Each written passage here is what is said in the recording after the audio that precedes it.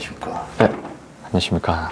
진해잖아요. 여기. 예. 진해 명물이 좀 뭐예요? 해군 도시라는 게 좀 어찌됐든 간 제일 크죠. 창원은 이제 대로변들이 엄청 길이 크게 뚫려 있어요. 전시 때 활주로로 사용할 수 있게 박정희 대통령 지시로 창원을 계획도시로 세팅을 해놨죠. 그러면 예. 진해에 있다 보니까 해군의 도시다 보니까 SS를 알고 간 거네요. 아, 아니요. 사실 SS는 전혀 몰랐어요.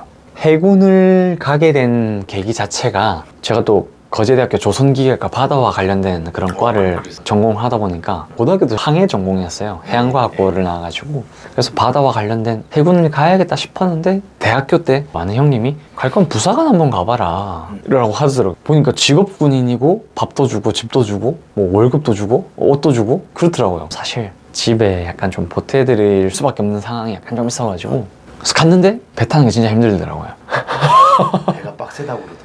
배가 무법지대입니다. 무법지대. 네. 치외법관이라 가지고 진짜 저는 배를 3개월 탔는데 배를 3개월 탄 실무 생활이 SSU 6개월 지옥 훈련보다 더 힘들었다고 말을 해요. 그럼 SSU 훈련 뭐 뭣도 아니냐? 그게 아니라 SSU 훈련 때는 새벽 3시, 4시에 집합해가지고 머리 박고 막 해 뜰 때까지 뭐 집합하는 것도 없고 뭐 얼차려는 있을 수는 있겠으나 뭐 망치로 지나가는 사람 때리거나 명치로 발로 차 이런 건 전혀 없거든요. 근데 배는 내부 그게 생활이 엄청 힘들겠구나. 그 일상이었어요. 뭐 예를 들면 함정 생활하면 현문당직이라고 4시간씩 2번 하루에 서야 되는데 새벽에 그럼 선배님 일어나셔야 돼요. 하사님 일어나셔야 됩니다. 이러면 알았어 가 있을게 이래요. 근데 늦게 와요. 그러면 정성이 새끼 왜 안 깨웠냐? 쌍욕을 쌍으로 듣는 거예요. 뭔지 알겠어요. 예, 뭔 느낌인지 아시죠?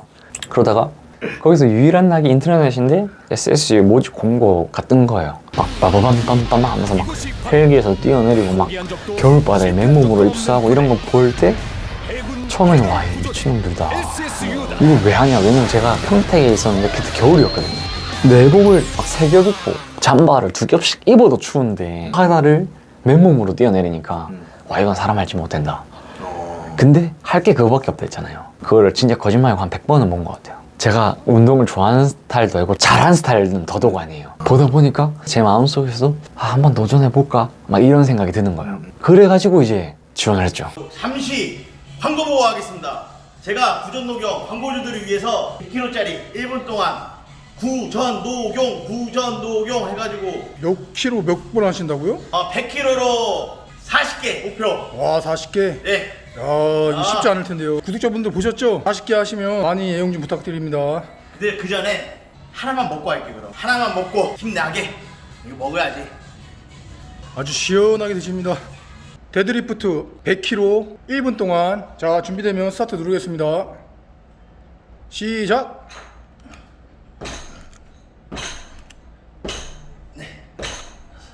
자 시간 가고 있습니다. 7, 8, 9, 10. 하나, 둘, 셋, 넷, 다섯, 여섯, 일곱, 여덟, 아홉, 스물. 하나, 둘, 자 40초. 넷, 다섯, 여섯, 일곱, 여덟, 아홉, 잠시. 자 25초 전.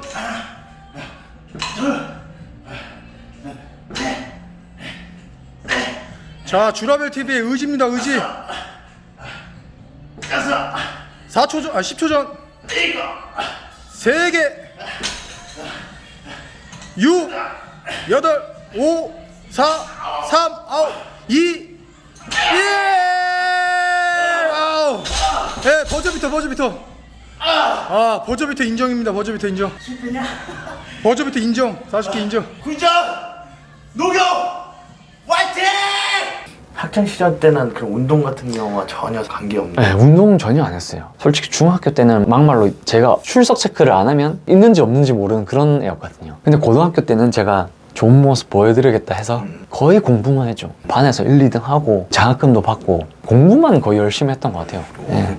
우리 그거네요. SS 시험 과목이 있잖아요. 네. 뭐뭐. 근데 그때 제 기억으로는 실기만 봤었던 거 SSU나 UDT가 받는 신체적으로 이제 심해 활동을 할 수 있는지 없는지를 판단할 수 있는 특수 신검을 받고 실기, 면접 이렇게 하루 종일 봤던 걸로 기억하거든요. 실기 시험은 보통 팔굽혀펴기, 턱걸이, 윗몸 일으키기, 3kg 달리기, 수영, 이병, 평영, 자유형 다 잘 못했어요. 만점 기준으로 7, 80점 받았던 것 같아요. 근데 어떻게 들어갔대? 면접을 잘 봤죠. 면접을 진짜 잘 봤어요. 들어가서 많이 뛰지 않아요? 그렇죠. 너무 많이 뛰죠. 뛰니까. 선수들은 뛰는 거가 중요하게. 예, 맨날 뛰니까 사실 뛰는 건 진짜 힘들었죠. 이래갖고 특수부대 되겠나 막 이런 얘기도 많이 듣고. 가끔 그럴 때가 있다고 그러더라고요. 교관들이 얘만 족쳐가지고 보내면 네. 문제 생기니까 네. 잘하는 애를 같이 조지는 거예요. 아, 그러면 힘든 애들이 네. 안 하는데 근데- 가끔 네. 끝까지 뻐기는 애들이 있어. 네. 다 떨어뜨리는 애들이. 네. 얘 붙이면 못하는 애가 나가는 게 아니고 잘하는 애들이 그만한다고 나가고 끝까지 낳는 놈이 강자라고. 맞아. 근데 저는 약간 운이 좋았던 게 동기들이랑 교관님한테 엄청나게 도움을 많이 받았어요. 부사관 최고 상급자분이 뭐 러닝메이트도 해주시고 페이스 조절도 해주시고 같이 많이 도와주시고. 예, 주말에 3주차 이후부터는 거의 달리기로는 꽈락을 안 받았죠. 아 그래요? 예, 동기들도 엄청 많이 밀어줬어요. 예, 달리기를 맨날 하는데 맨날 할 때마다 마지막 한 500m를 스퍼트를 뛰거든요. 5km, 10km 막 이렇게 뛰고 나서 스퍼트를 때릴 때 진짜 힘들거든요. 근데 동기들이 밀어주고 그때 SSU 있다가 갑자기 유디우 간 형님 있어요. 지금도 근무하고 계시고 그 형님 막 밀어주시고 그렇게 해서 아무튼 버틸 수 있었죠. 예. 가장 힘들었던 생각이.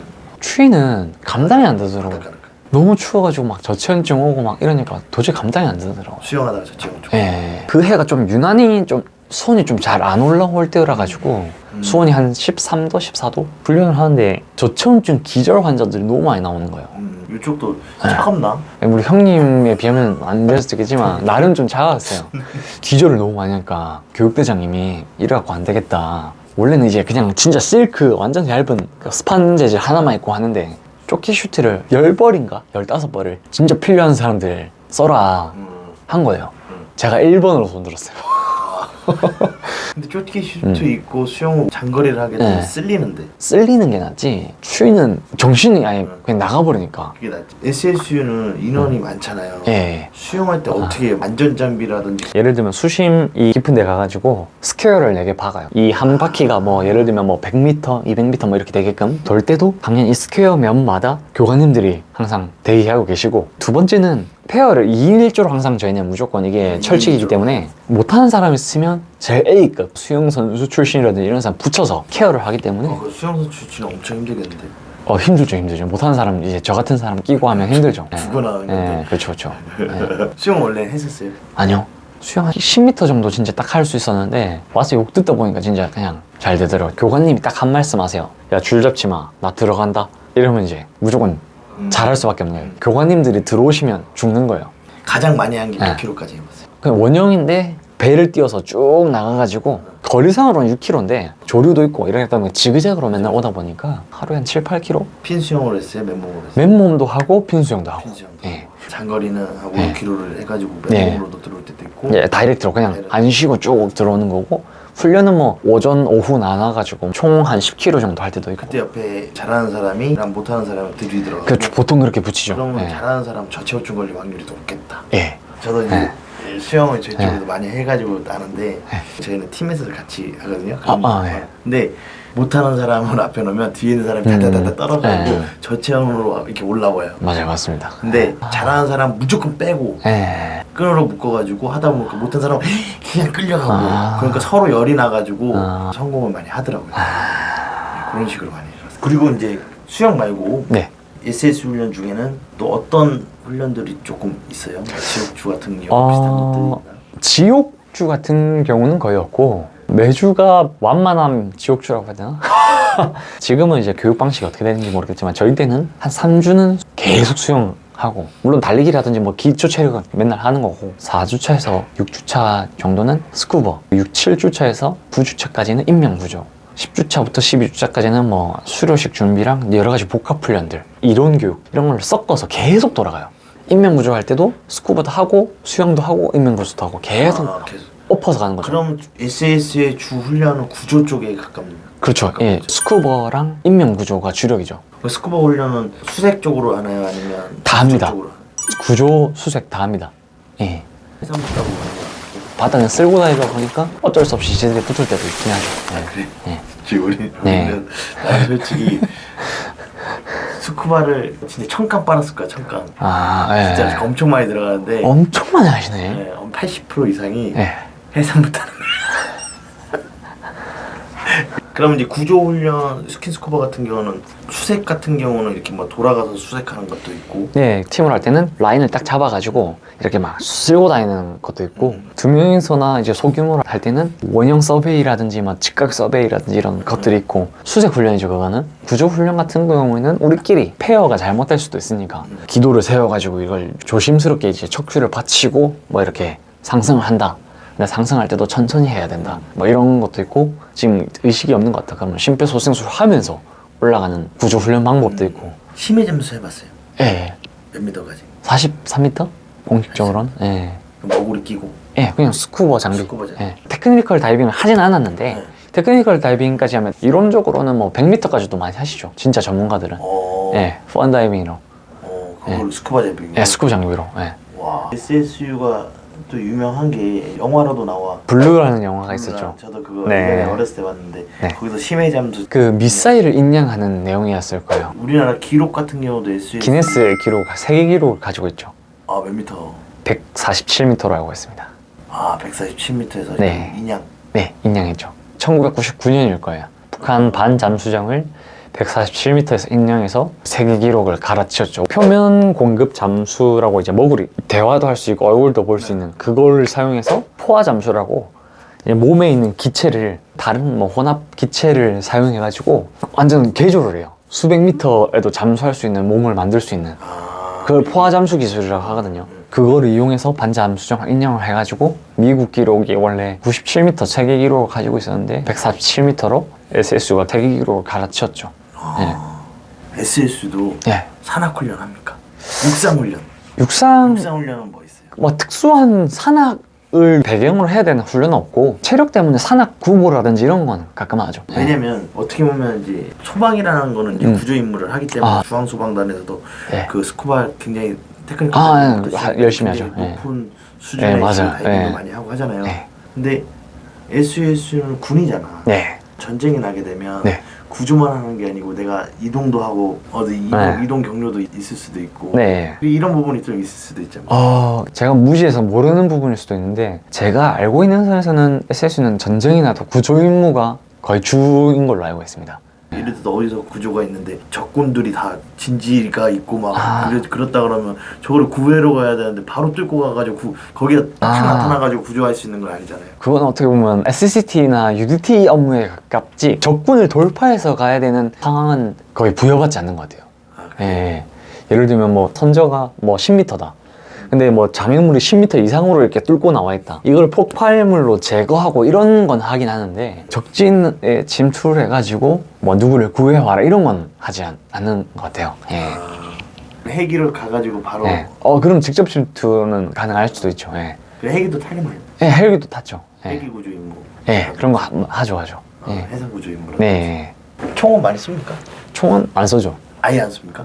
군인으로서 뭐 그냥 무조건 쏘야 되는 경우가 있는데 이 SS 훈련 내에서 쏘야 될 일은 전혀 없어요. 저희는 어떻게 보면 살리는 기술만 배우는 거죠. 오직 죽이는 기술은 전혀 아예 하지도 않죠. 어떤 구조 임무 하죠 보통? 주 임무는 해난 사고가 이제 크게 났을 경우에 인명 구조를 최일선으로 하고 또 두 번째는 주로 많이 하는 임무가 이제 선체가 이제 가라앉았을 때 인양하는 업무를 이 두 가지를 주력으로 많이 하죠. 구조랑 인양.